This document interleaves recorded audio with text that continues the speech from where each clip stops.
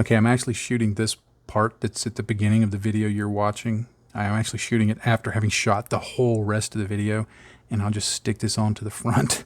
But what I forgot to say in that other video, but I need to say it before this whole video goes along, is you're going to see this video on July 1st, I think is the correct date, the first Saturday in July. Lord willing, if all is going well, we are right now on our way from staying in a hotel in Birmingham, Alabama. We're on the road, probably somewhere in Mississippi, as we head to Oklahoma City to see the grandkids. We'll see my son and daughter-in-law, but they're just kind of incidental to the whole thing. We're going to go see my grandsons, Ben and James, my son Robert, my daughter-in-law Danielle, their two boys, Ben and James. And we're just looking forward to going and spending that week of the 4th of July with them. We're going to also go down to Texas and visit my wife's dad and see him a little bit. But it's about the grandkids. So I won't release a video, a patron video or a YouTube video or anything like that after this one until the weekend of July 16th, 17th, whatever, the third weekend in July, because since we'll be gone, I'm just, kind of my vacation is starting now. Today is June 24th, I think. It's Saturday, the next to the last Saturday, no, the last Saturday in June. And I've decided, now that I'm finished with this, I'm pretty much taking a break from modeling or videoing or anything for about the next 2 weeks. If I do anything, it'll be just incidental to, hey, I think I want to do that. So anyway, this vlog is kind of a follow-on to the vlog 2328. Is that the one? I think. And I just had a few more things I wanted to cover with oils, and so I rambled on about it. You know me. I'm going to ramble. But it's just some additional thoughts that when I got done with both the previous vlog and the YouTube video, I thought, oh, you forgot to say this, and you forgot to say this, and you forgot to say this. And I'm sure there's other things I forgot to say because there's just so much you can say about using oils. But anyway, when I'm on vacation, hey, go ahead and message me or something like that. But if I don't get back to you quickly, it's not that I'm ignoring you, but actually, yes, it is that I'm ignoring you. I have, in my job as a web developer, I have a real hard time taking time off. Because I know stuff about my job that, everybody else I work with, they work really hard and they're really loyal and they try really hard, but they've got 1 and 1.5 years experience. I have 25. So my boss depends on me to be available. So last time I took a vacation for a week, I still ended up working 21 hours. So I'm going to be trying my best to avoid anything internet, social media, email, all of that, and just spend the time with the grandsons. So anyway, that's kind of an explanation of what's coming up and all of that. So now on with the actual video about talking about oils. All right, in vlog 2328, I talked about that might be the last. I mentioned about this Orky jet, but it may not be, and it turns out it's not, because what happened, just to kind of give you an evolution of how this came about, was I did vlog 2328 and said what I wanted to say, and then there was some other stuff that I wanted to say on the final YouTube video, and I got through doing that and realized, oh, there was some other stuff I would have liked to have brought up, but I just didn't think about it. And also some stuff that I feel like I can say to patrons because, y'all are invested in what I do, in a real sense. And, I feel like I want to make sure that I provide some value, but at the same time, I also want to give y'all stuff that, I might not that it'd be controversial, but just stuff that I might not say on just in general on YouTube because may not be the place for it. So, I mean, not that I'm going to give you any juicy gossip or anything, but just got a few other things I wanted to say that could have gone either in that vlog or in the video, but for whatever reason, mostly me forgetting, I did not do it. So I will cover that here as and at this point, I'm just playing around. I'm just adding oils. I consider the model done, and I'm just looking at places and going, let me try this here. Let me try that there. I'm just adding oils at this point. So that's kind of the backdrop of what's going to be going on. All right, the first thing I want to talk about in a little more detail than I did, I realized on the video after I went back and I watched it, I edited it, I uploaded it, and then after I upload it, I usually watch it again. And at that point, I'll only make changes if I just see something just egregiously wrong, to use a $64 word. And as I was watching that, I thought, I could have said a little more about drying time, but the thing was nearly an hour long, so I mean, I had to kind of self-edit because I did want to try and keep it under an hour. I don't even like listening to myself for an hour. But in terms of drying time really, when you get down to it, because of how thin the oils are, I'm sorry if I'm shouting. I've been mowing the yard today, and I'm kind of, still in the yard working mode. But maybe I'll quiet down after a while. But it can depend on the thinner that you're using, how thick you've thinned the oil, what type of oil. There's a lot of factors that go into it. It's not like acrylics. You can pretty much safely say with most acrylics, you give it an hour, you can work over it with just about any other acrylics. It's not a problem. With oils, it can vary widely. Most of this, when I would put it on and go to work and then come back in the evenings and want to do a little blending and cleaning up of oils, I had to really work at it to get it off, to clean it up in some areas. So in just 12 to 15 hours time, it had mostly dried. Yet at the same time, there have been a few spots that I wanted to clean up. Like there was some here on the bottom earlier. This is actually my second take on getting this video started. I was in the middle of it and my son called, and we got to have a good talk. We're going to see them next weekend in Oklahoma City. But anyway, I was cleaning some stuff up that had been on there for 3 or 4 days. And while it was harder to clean up, I was able to clean it up. So really, when it comes to drying time, experience is going to lead the way. You're going to have to apply some oils. You're going to have to just deliberately say, okay, is this dry? One of the simplest ways to see is something dry is to take a Q-tip and let me see if there's an area that, okay, I did this area here. Oh, well, that's off camera. Let me move this a little bit. I did this yesterday. So yesterday morning. So let me wipe over this. A little bit of oil. I mean, just a very little bit of oil came up. But that tells me this isn't dry. And if I go in here and I dip it in just a little bit of thinner and wipe that off, now I dipped it in dirty thinner, so it's probably going to be a little harder to see, but I can go in here and I can see visibly that it's pulling up oil, So the drying time is going to vary, and as with anything else, you're just going to have to rely on experience, which means using oils, using them multiple times, and just seeing what works for you and what doesn't, because everybody's going to apply it a little different. I've seen, I've shown this technique. I remember one time I showed this technique at my model club, and there were a couple of guys who were like, I had never seen anybody do it that way. And this was years ago. This was actually when I showed doing this method, was before I'd ever heard of Mike Rinaldi. It was before I ever heard of anybody start talking about his oil paint rendering, because he uses a cardboard like this. Now, I didn't invent it.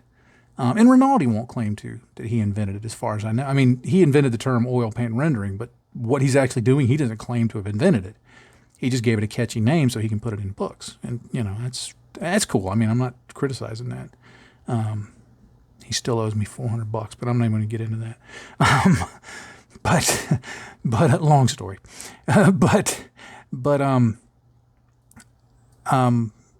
You just, I don't even remember what point I was making. You've got to play with it. You've got to work with it, and you'll figure out the drying times, even the brands and the thinners and all of that stuff, So like if you use this oil expert, that's going to speed up the drying time, but you may or may not want that to happen. You may want plenty of time, so you can go back and look at it later, So you're just going to have to experiment. I mean, that's the best I can tell you. It's like when people say, but what's the secret to airbrushing? And I tell them, air pressure, thinning, but the number one secret is practice. No, but really, what's the secret? It's practice. That's all I can tell you. So it's that way with using oils. Here's another one. This is a quick tip. When you get done using your oils in your project, and you're done with it, you're ready to put them away, open the lid up, clean the lid thoroughly so that you can get it off the next time. How do I know this? Because I had to resort to pliers with this one, and I almost shattered the lid, and with my arthritis, it was a huge pain. So clean them thoroughly. And by thoroughly, I mean I get all of the stuff off. I'll actually use lacquer thinner. I won't let it get down into the tube, but I will use it to clean the metal part of that thing off, and then use thinner to clean the plastic lid. Clean these things before you put them away, or when this stuff dries, it is hard to get open. Now, another just kind of quick piece of advice. I've been using this Winsor & Newton, and a lot of people have said, I can't believe you use Winton. I didn't know that would work. And I'm like, I don't know what to tell you. I've used this. This tube is at least a decade old, and I've used this on literally hundreds of models. I've never had any problems with Winton. I guess it's a lower cost brand of Winsor & Newton. So, it has worked fine for me. I've had no problems with it. But people always ask me, okay, what's your recommendation? Number one, and I think I said this in the video, number one, don't get the cheap oil sets from the art store, the 20 tubes of oil for $12. They're just not good. You're not going to get a good performance from those. If you want to spend a little more, get the Winsor & Newton. There are other brands. This is the one that I use that I like. But quite honestly, if you don't have any oils and you can get them, get anything from 502 Abteilung. This is AK Interactive. They're made for models. They're actually kind of cheap oils. They're not cheap like those, 20 for $12 kind of oils, but they're not as high quality as your Winsor & Newton oils and some others like that. But for modeling purposes, these work. And the colors are made for modeling. They work with other products in, say, AK's line and all that. If this is what you can find, get this. I'm not saying it's the best. It's not the worst. It's not the best, but it's perfectly fine for modeling purposes. And if I have to go with one recommendation, because people always want to pin me down to what's the one, just get some of this stuff. It works great. My plan is I've got so much Winsor & Newton, I will probably never run out my entire life. But if I ever need another color, I'm not going to spend money on Winsor & Newton. I'm just going to go the next time I place an order at my favorite online ordering place for model supplies. They carry this stuff. I'm going to have that tube thrown in the box with everything else and just get it. It'll be just fine. So 502 Abteilung. Now, another question I'm asked a lot. What is my recommendation for odorless terpenoid? If you're going to be doing a bunch of oil work, and you're going to be doing a bunch of oil work, and maybe your spouse does painting and they might use it, or you're going to share it with a friend or something, get you something like this Weber odorless terpenoid, or the Winsor & Newton Sans Odor, Sans Odor, Sans Odor, however you say it. get you one of these big things like this. If you're not going to be doing a lot of oil work, don't, because this thing, I got this. This is actually to show you how much oils I used to use on my aircraft. This is actually my second bottle or second container of this since 2006. So I've gone through, there's probably half of this. So I've gone through 50 ounces of oil thinner. So I've used a lot. If you're not sure you're going to use a lot of oils, just get one of these, either from AK Interactive or MIG. Just get the smaller one. Yeah, on a per ounce basis, this costs more, but I know guys who don't use a lot of oils or enamels, or they don't do a lot of model building. I used to build almost 40 aircraft a year. I don't model that fast anymore, but I went through this stuff. This works with oils. This works with enamels. This works with oils. This works with enamels. But when it comes to just spending dollars, if you're not sure you're going to need a lot, or you don't think you're going to go through it real fast, get this. When you run out, and if you realize, hey, I need to get some and have a greater quantity available, then grab the other thing. But just get you either Ammo of MIG or AK Interactive. I've used both. I would not recommend Tamiya or Humbrol because they're hotter. I've not used them, but people I know who I trust their opinion have used them, and they said they're too hot for model use in this way, they felt. So AK Interactive or Ammo of MIG is a good one to get. Now, if you've not used oils before, one of the things you will notice, or I did, you may or may not, the finish is going to be a little different. Now, it can vary depending on the oils. Like these 502 Abteilung, they dry fairly matte. Depending on the oil you get, the Winsor & Newton can dry. Some are more, I don't really think any of them are glossy, but I'm reading the label now for this one. But the Winsor & Newton, a lot of those can be more satin finish. But when you're putting thinners and things like that, it changes the overall finish of the model. It's going to look, in my opinion, and I don't know how to quantify this, it's going to look heavier. It's going to look a little bit oily. I think it gives it a more realistic appearance, but the finish is going to be slightly different than if you're using acrylics. Acrylics tend to, unless you deliberately get something that's glossy, acrylic weathering products are going to tend to be very matte. These are not. Now, you can put a matte finish over them once they are completely 100% dry. If you do it too early, you will get cracking in your matte finish, which is never good. So make sure it's dry. And I can't tell you exactly the time. You just got to check it. But the finish is a little different. Now, I like the difference. I think like I said, I think it gives it a heavy, streaky appearance, because with, you can't really blend away acrylics. They're either there or they're not. But with oils, I can come here and I can grab this and I can streak it, and I can just keep pulling and pulling and pulling and pulling and pulling, and I'm pulling more of that off. But you've really got to work to get 100% of it up, and it's going to leave a little bit of a stain. And so that variation, that serendipity right there is one of the benefits of using oils, is you can get stuff that you just wouldn't get from acrylics. See, when I push, it's wet down in that panel line. When I push and pull back from it, I get very subtle streaking. And then I can go in and I can pull off most of that if I want. I can enhance it. I can smush it around. I can do whatever I want.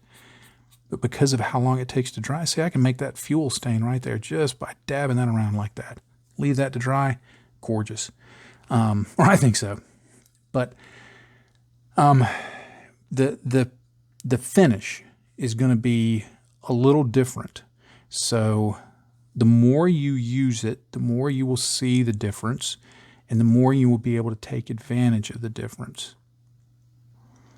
Now, speaking of finish, I get, if you've had, if you've ever read about, grimdark, they talk about grimdark. It's a finishing style. I'm not going to dive too deep into that because that's a video subject all of its own. But it derives from there's a slogan with Warhammer that in the grimdark future there's nothing but war. And I think there's a variation that says "and donuts," but I may be wrong about that. But there is a style of finish that's called grimdark. Now, if you ask 10 different 40K fans to define grimdark, you'll get 11 different definitions. I think that's my experience. Now, 80% of it will be common, but there's always going to be a little different. I think using oils, not just because you use them, but oils because of the finish they leave, and the tinting that you get on the surface and all of those other wonderful things, they give you a very grimdark finish if that's what you're going for. Now, I wasn't trying to make this look grimdark, but when I got done, I'm like, daggum, that's grimdark right there. So it does have that. Now, I'm in asking opinions about defining grimdark, I do not think that the grimdark style is defined by, well, cover something in an enamel or an oil wash and then just start wiping away the excess. That's a gunk wash. To me, that's not the style. Again, I'm not going to go too deep into the style. That's a whole nother discussion. And if y'all are interested, I'll tell you what I think about it. And it will be my opinion of it. And again, probably, a third of the people who heard it would go, no, that's wrong. And I would never claim to be absolutely right about it because style can vary widely. But covering something in a gunk wash, and I'm just going to be brutally honest, if you do it, don't stop doing it because I say this. I think gunk wash became popular because one modeler who made it popular, let me just say this as gently as I can because I do like them. One modeler made it popular because they were lazy and didn't understand how to use the product. And I think some miniature painters made it popular because they didn't understand how to use the product. It's not that they were lazy. They just didn't understand how to use the product. Because the mini world went crazy briefly with using enamel washes. And aircraft and tank guys are just standing there scratching their head going, huh? Train guys are even going, we were doing that 50 years ago. So I'm not saying don't use them. If you like using them and they work for you and you're comfortable with them, do it. It's your hobby. Do it how you want. But in my opinion, the look that it achieves can be achieved much more efficiently without having to just coat everything in oil and then or enamels and then try and start cleaning it up. I mean, in my mind, it just produces way too much work. So, and again, like I said, that's my thoughts on it. That's not, I'm not the Mandalorian. This is not the way. I'm just telling you a way. And I'm just telling you what I think and what has worked for me. Now, another thing that I'm asked is, what do you think about using enamels? Again, if you like using enamels, if you have enamels, use them. They work very much like oils. I don't think they blend as well. And I've heard Martin Kovach on Night Shift say he feels the same way. And I say that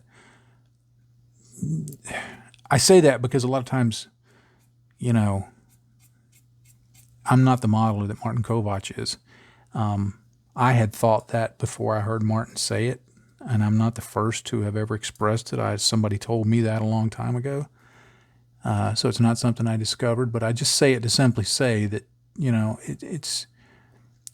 I think oils are more blendable. Now, at the same time, Martin uses enamels a lot, and he has good reasons for doing so, and he uses them quite effectively. My main reason for not using enamels, and I think I brought this up in the YouTube video, so I apologize for the redundancy, because I'm just thinking, you already mentioned this. Maybe I didn't. I don't know. I forget what I say in my videos. I don't remember. I mean, If you remember what I say in my videos more than 5 minutes, you're probably watching them too hard. But I don't know that anything I've ever said in my life is that important. I think the most important thing I've ever said in my life was when I was asked, "Do you take this woman to be your bride?" And I said, "I do." That was the most important thing I ever said. And the most important thing was when I repented of my sins and believed in the Lord Jesus Christ, and I will not apologize for saying that. That was the most important thing. But second after that was I do, because my wife is such a blessing. Anyway, what the heck was I talking about now? Anyway, I don't use enamels mostly because they dry up. I get enamels and I've used them and I enjoy using them and I know how to use them and I can make effective use of them and all of that stuff. And I actually originally was thinking of doing this video about finishing this, about doing some in enamel and some in oils and comparing the two and having 2 videos, or maybe just doing it in one video or something like that. I opened up the enamels that I wanted to use, and I'd used them maybe a year ago, and I stored them. I mean, I store them upright. I store them with the lids on tightly. I'm inside. We've got air conditioning. It's a controlled environment. They were dried up. They were gunky. One of them was just completely dried up. One of them had separated. One was AK. One was ammo of MIG. And then I even looked at my Wilder oils, and they were just a solid clump at the bottom, and I tried to get them reactivated, but I'm just like, you know what, I've got my oils, never mind. So in my experience, and going back to my aircraft building days, I have not found any advantage of enamels versus oils. Martin has listed some in one of his videos. I don't remember what they were, and I didn't disagree with him. I didn't doubt him. But for me,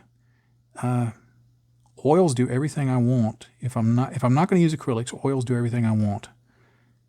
And so that's my opinion on enamels versus oils. But again, you do what you want because everybody's experience may be a little different.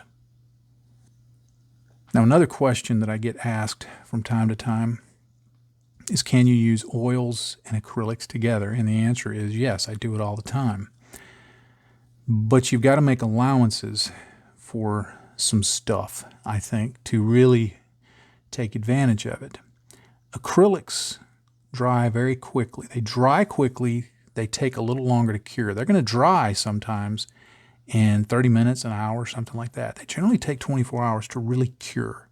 Now, when acrylics are dry, but not necessarily cured, you can put other acrylics over them and they will dry fine and they will cure just fine. Generally, there's always exceptions. There's always, sometime you can go, well, except for this one time when, such and such happened. If you put oils over acrylics, the oils sometimes will make it difficult. If the acrylics aren't cured, the acrylics will still be doing I've heard the term, and the term I use is gassing out. They'll still be curing. They'll be dry, but they'll still be curing.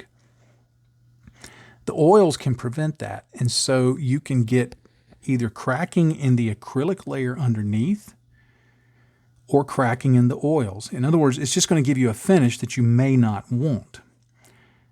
So you have to make sure that stuff is dry. The way I try to work to avoid any complications is if I'm going to be using, say, acrylics for some of the weathering, and then I'm going to put oils over them, which I highly recommend doing. I think it gives a really cool finish. Put the acrylics down first. Give them 48 hours to cure. I know I've said 24 hours, but in my mind, 48 hours is, okay, that's cured. Give them 48 hours. Then go in and put your oils on top of it. If you're going to go back and put anything over the oils, you really got to either be very careful about where you put it or the quantities you put it on, or wait a week. And I know that sounds like quite severe, but I always have to think about, okay, if people are going to take my advice, what advice am I going to give? I try to make sure that when I'm putting oils down, oil. I've said oils so much in these last few videos. I think I've said it more than I have in 2 years. If I'm going to put on oils, that's the last step. That is the last step. I'm not going to put any more acrylics down. Probably not even going to put a matte coat down. I gave this one VMS satin varnish. I'm not going to put any more clear coats over this. So yes, you can use oils in acrylics, but you have to account for the drying time of each and the properties of each. And again, it's hard to give you a hard and fast, it's going to do this and it's going to do that.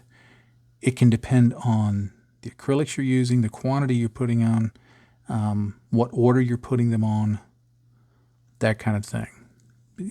Safe rule of thumb is if you're going to use the two together, acrylics first, let them dry, and then go in with the oils and leave them be, let them dry, stick it up on the shelf, call it done.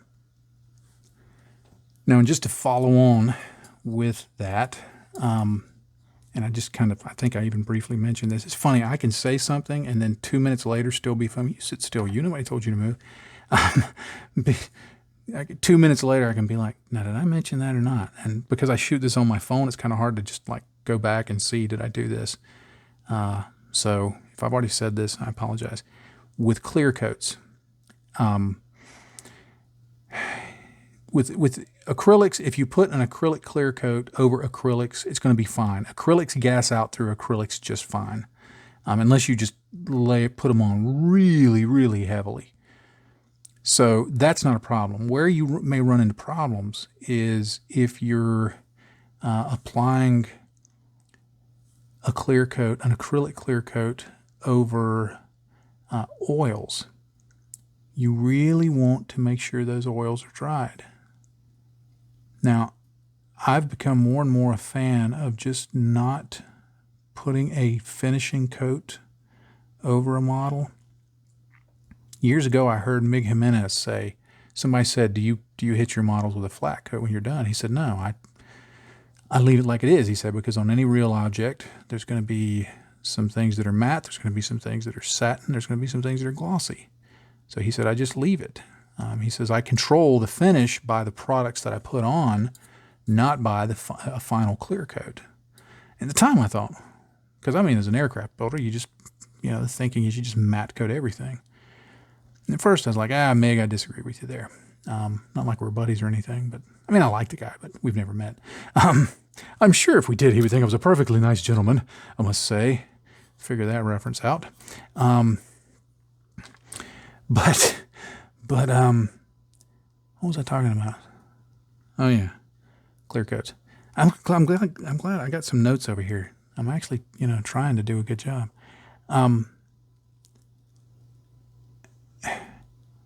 I would say consider not clear coating.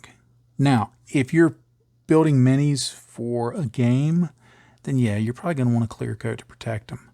But if you've used oils, if you've used enamels, if you've used anything like that, give it plenty of time. I'll just say that. I think a week, especially for oils. Oils. I can't say it. Give them plenty of time. And, then when you put it on one model and see how it does. If you see the matte coat that you put down, if it shows a cracked, flaky finish, then your oils or enamels are not dry. They're gassing out through that acrylic layer. So that's how you can tell. So test it. And again, so much of this is going to come with experience. And I can't overemphasize how much experience matters when it comes to modeling. And one guy was kind of frustrated when I told him that. He said, but you got all this experience. I said, he said, you got all this experience. I don't want to mess up. And I said, do you know how I got all this experience? And he said, well, because you did a lot. I said, yeah, I did a lot, but I got all this experience because I messed up a lot. I have messed up so many models, and then messed up meaning, oh, that's not what I intended to do. Because I think I've actually grown more by figuring out how to fix my mistakes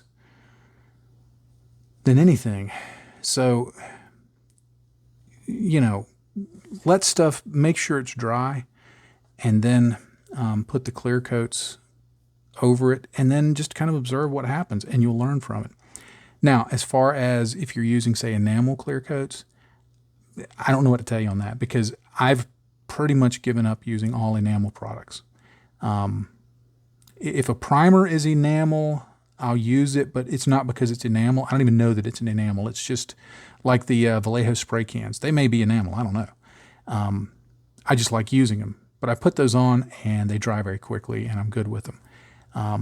But like an enamel clear coat, like Humbrol puts out, it's a wonderful clear coat. I used to use it on aircraft, but there were just too many times that I ran into interactions with acrylics underneath or other stuff like that, and I just thought, you know, it's not worth it to use it.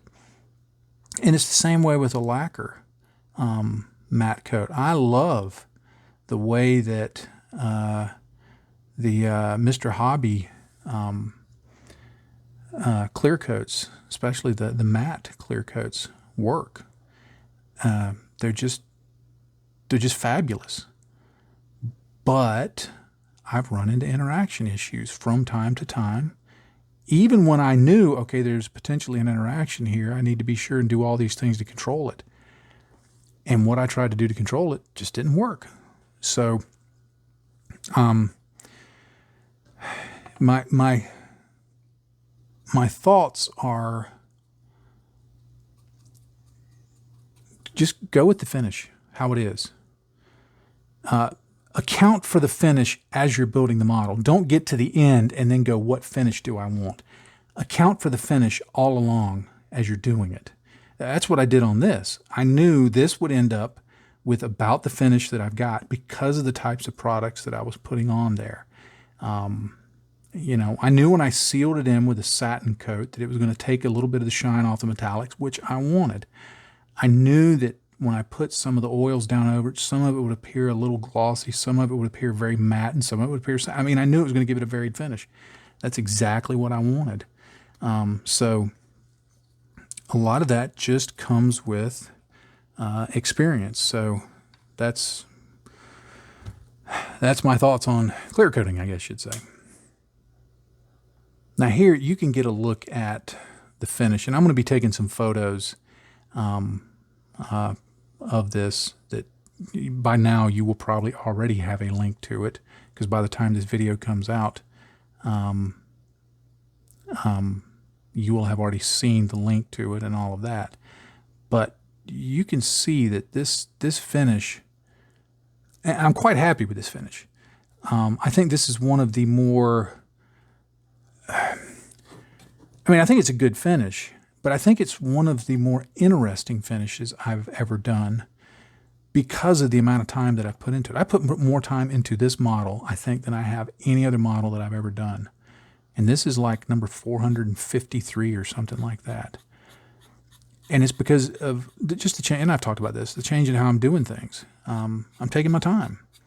And I think the finish on this is a deeper, richer finish than anything I've ever done before, and I'm quite happy with it.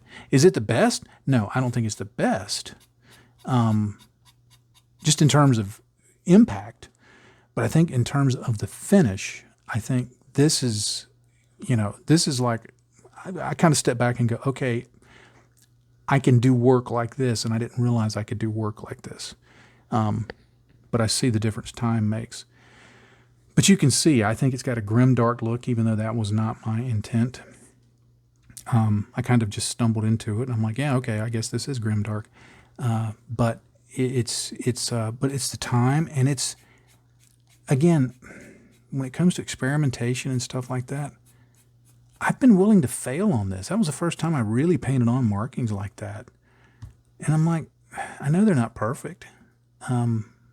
There's other things I could have done to them. They're just kind of plain. But I left them mainly because I'm like, you know what?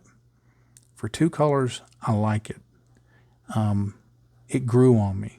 Could I do better? Yeah, I could go in and refine it and do all sorts of stuff. And I'm like, no, I'm going to leave it. I like it like it is.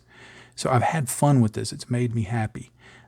So I'm really liking the finish of this. But before I got off on that rabbit trail, and you know me and rabbit trails, one thing I did differently on here, and I'm actually going to be cleaning it up a little bit right now, is I actually used the oils to run an oil wash not only on the canopy frames themselves, but on the clear parts.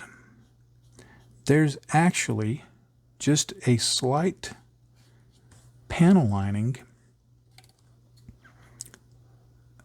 on the clear part itself. Now what it does is, in some ways, it makes the clear parts look a little smudged. I think it makes them look a little more like they've been in use, but it also helps define it. And if you're not sure what I'm talking about, here's what I did. I got a little bit of oil, very thin,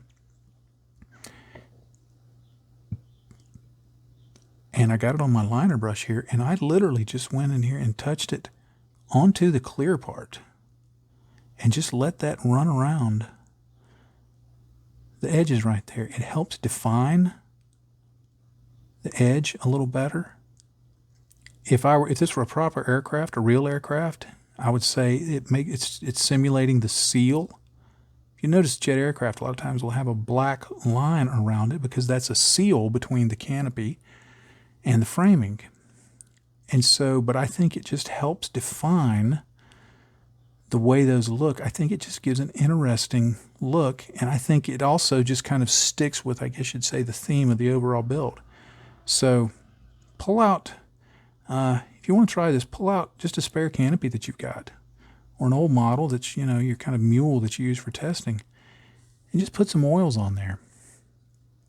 Because of the nature of the clear plastic, it cleans up very easily, and but I think it just leaves a really interesting finish, and I like the way that looks. All right, so anyway, this will be the last video on this model because I'm done. I'm fixing to stick it up on the stand. I just did a really phone it in kind of stand, and I'm going to stick it up on the stand and take some photos. And by the time you see this video, or I've already mentioned, by the time you see this video, you'll already seen the photos, because I'm kind of doing this ahead of time because of my vacation, as I mentioned at the very beginning. In fact, I haven't actually filmed that yet. It just occurred to me that I meant to film that, and I forgot to film that when I started this part of it. So I'm actually going to film this whole thing and then get to the end and reshoot the part to talk about what I'm going to be doing on vacation. So it ain't easy being me. I'm no videographer, I can tell you that. George Lucas and Steven Spielberg have nothing to worry about from me. So anyway, thank you so much for being a patron. Thank you for putting up with my shenanigans and my rambling and my nonsense. That's one of the reasons I dropped the prices. I thought, you know, I can't ask people to pay $10 for this stuff. You know, just throw me a cup of coffee every now and then. I'll be good. So, but I do appreciate it. I thank you. I thank you all for your feedback. I especially thank you guys that are watching now. I appreciate all patrons, but I know that statistics tell me that there's going to be about 3 or 4 of you that are watching now. I thank all of you. Thank all patrons. Y'all that are watching all the way to the end, that give me feedback, that you know, you for whatever silliness it is that I do, that you find it helpful, or that you just appreciate it to the point that you say, yeah, I'll support that, you know, that poor moron. I'm grateful. I am truly grateful, and my family is too. So thank you very much. And you know, if you're not having fun, you're doing it wrong. That applies all the time. And I had so much fun with this. I really did. In fact, I had so much fun. I'm like, do I really need to do 2 videos a month? I've cut back to 2. Maybe I just need to do 1 video a month. We'll see. We'll see. It's definitely been a good lesson for me in a lot of ways. But if you're not having fun, you're doing it wrong. So Happy day to you, friends. Bye-bye.